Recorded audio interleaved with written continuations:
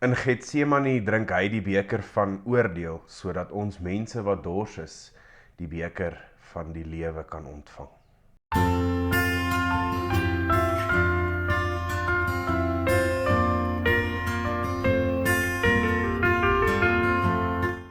Vriende, goeiedag en welkom by die huisfiks van die 25ste Februarie. Ons het verlede Sondag die erediens begin met 'n toetrede lied waarin ons gesing het, kom na my toe, almal wat moeg en oorlaai is. Hierdie is woorde wat Jesaja 55 echo, en ons gaan vanoggend so 'n bietjie saam dink oor dit, ook as 'n lydenstyd teks. Ons het al vir mekaar gesê dat lydenstyd 'n tyd is waar ons onsself stroop van die dinge wat ons lewe op ons sinvolle maniere volmaak, sodat ons werklik in afhanklikheid na die Here toe kan kom en iets van sy grootheid in ons lewe kan beleef.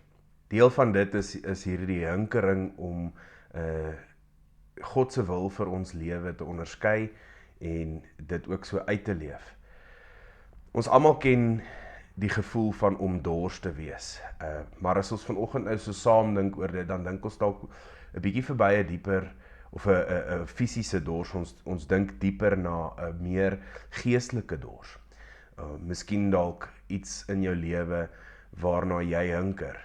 Party van ons se dors gaan wees na rus. Party van ons het 'n dors na sekerheid oor wat die toekoms vir ons inhou.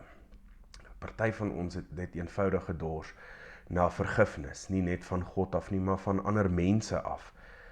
Ons almal dors na 'n stuk hoop dat omstandighede sal verbeter. Diep binne in elke mens is daar 'n dors wat nie deur water geles kan word nie. In Jesaja 55 vers 1 roep die Here, kom na my toe, almal wat dors is, kom na die water toe. Dis 'n uitnodiging juis vir die mense wat hierdie broosheid beleef.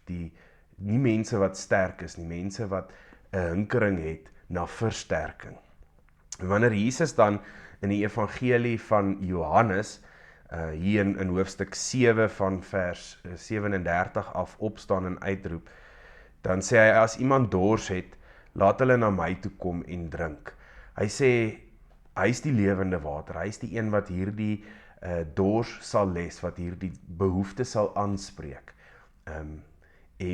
Daar praat hy met dieselfde goddelike stem wat in Jesaja 55 die volk uitnooi, kom na my toe, almal wat moeg en oorlaai is.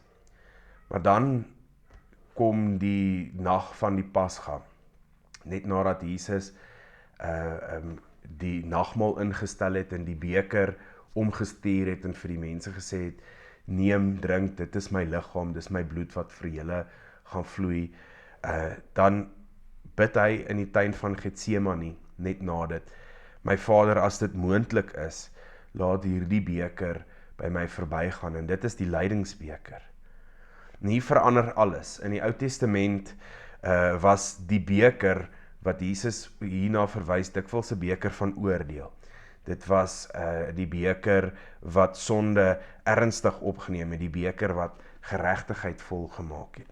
In Getsemane sien ons iets anders, ons sien 'n ander betekenis agter dit. Hy wat mense roep wat dors is, mense wat 'n behoefte het om by hom te wees, om te kom drink, staan nou self voor 'n keuse van 'n beker wat hy moet drink, die lydingsbeker. En hy stap nie weg daarvan af nie. Hy bid verder, nogtans nie soos ek wil nie, Here, maar soos U wil. Hy neem hierdie beker. En dan later aan die kruis, dan hoor ons Jesus se woorde weer klink, ek is dors. Hy wat die lewende water beloof het, word self dors. Hy wat gesê het, kom drink self die volle beker van lyding, sodat mense wat dors is, die beker van die lewe kan ontvang. Lydingstyd herinner ons nie net aan die pyn van die kruis, of die pyn wat ons in ons eie lewens ervaar nie. Dit herinner ons aan dit wat die Here kom vervolmaak het met sy dood en opstanding.